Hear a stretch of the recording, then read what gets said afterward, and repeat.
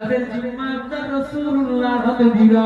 আজ নবীকে ভালোবেসে যারা তাদের জীবনের মায়া করলো না, সংসারের মায়া দেখলো না, প্রেমের কথা মনে না পড়ে কেউ 25 দেবেন, কেউ 10 দেবেন, যে যার ক্ষমতায় নিয়োগ করলেন আল্লাহ। আল্লাহ আমি অধম গুনাহগার, তাদের জন্য এটুকু দোয়া চাইবো আল্লাহ, তারা যখন যাবে যেন কোনো বিপদ না হয়, আল্লাহ তাদের হেফাজত করবে। তাদের জিম্মা আপনার কুদরতি হাতে দিলা। আল্লাহ তাদের কখনো রুজিতে কমি দেবেন না, অভাব অনটন দিয়ে কষ্ট দেবেন না।